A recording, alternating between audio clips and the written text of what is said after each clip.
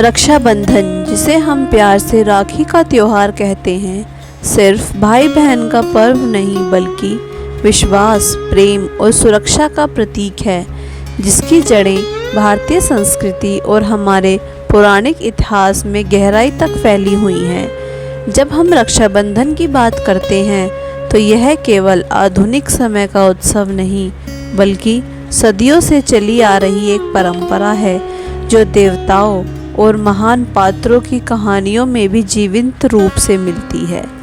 हमारे शास्त्रों और पुराणों में रक्षाबंधन के कई अद्भुत प्रसंग हैं, जो बताते हैं कि यह त्यौहार न सिर्फ पारिवारिक रिश्ते में बल्कि धर्म और कर्तव्य की रक्षा में भी कितना महत्वपूर्ण है।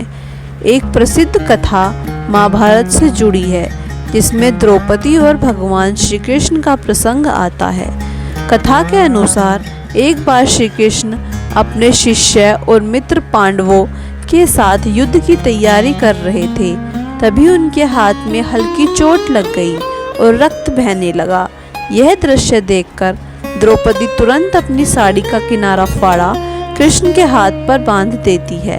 उस पल कृष्ण ने मन ही मन प्रण लिया कि जब भी द्रौपदी पर कोई संकट आएगा वो उसकी रक्षा करेंगे। यही वही घटना थी जब एक बहन के प्रेम और चिंता ने एक भाई के हृदय में सुरक्षा का वचन भर दिया। आगे चलकर जब द्रौपदी का चीरहरण हुआ तो श्री कृष्ण ने अपने वचन को निभाते हुए उसकी लाज बचाई। यही सच्चे रक्षाबंधन की मिसाल है, जहाँ सुरक्षा का धागा केवल रेशम का नहीं बल्कि प्रेम, विश्वास और कर्तव्य का होता है। इसी तरह एक और पौराणिक कथा देवी लक्ष्मी और बलि राजा की है, जो हमें बताती है कि रक्षाबंधन का संदेश केवल भाई बहन के रिश्ते तक सीमित नहीं बल्कि यह मित्रता, धर्म और सुरक्षा का भी पर्व है। कथा के अनुसार असुर राज बलि ने भगवान विष्णु को अपने राज्य में रहने का वचन लिया था ताकि वे उसकी रक्षा कर सके। भगवान विष्णु ने यह वचन स्वीकार कर लिया, लेकिन उनकी पत्नी लक्ष्मी इससे चिंतित हो गई, क्योंकि विष्णु का वैकुंठ छोड़ना उन्हें अच्छा नहीं लगा। जब देवी लक्ष्मी एक ब्राह्मण महिला के वेश धारण कर बलि के महल में गई और उसे राखी बांधी, बलि ने जब पूछा कि वह बदले में क्या चाहती है तो लक्ष्मी ने विष्णु को मुक्त करने का वर मांगा।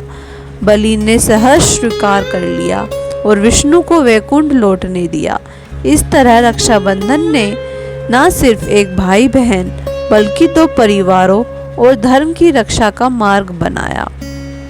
वामन अवतार में भी रक्षाबंधन का महत्व देखा जा सकता है। जब भगवान विष्णु ने वामन रूप धारण कर असुर राज बलि से 3 पग भूमि मांगी और फिर संपूर्ण ब्रह्मांड नाप लिया, तब बलि ने उनकी भक्ति और वचनबद्धता को सम्मान दिया। बलि के इस भाव को देखकर लक्ष्मी ने उन्हें राखी बांधी और यह वचन लिया कि देवता और असुर के बीच भी प्रेम और सुरक्षा का बंधन कायम रहे।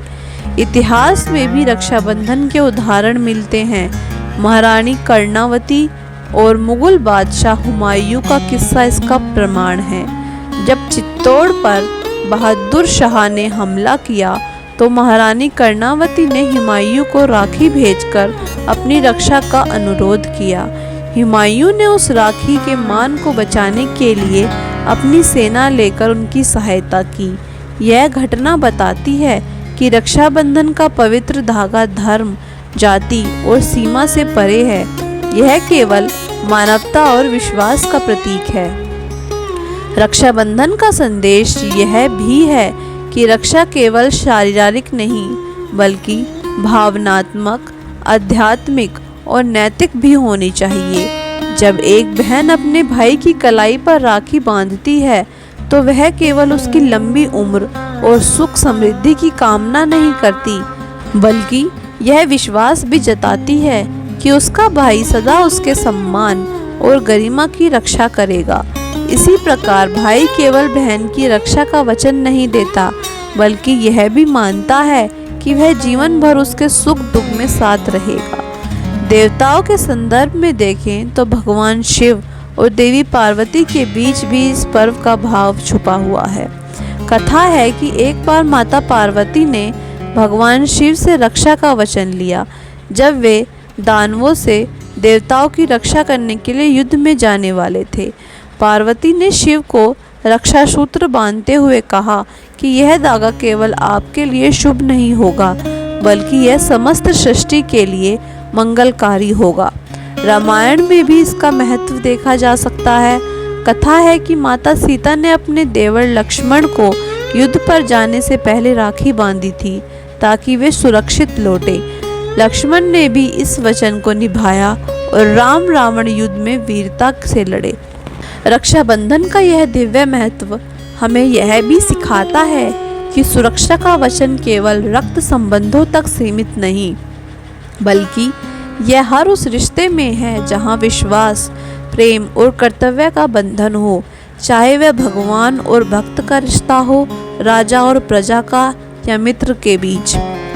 आज के समय में हमें रक्षाबंधन के मूल भाव को समझना होगा। यह केवल मिठाई, तोहफे और राखी तक सीमित न रहकर समाज में एक दूसरे की रक्षा और सम्मान की भावना को बढ़ावा देना चाहिए।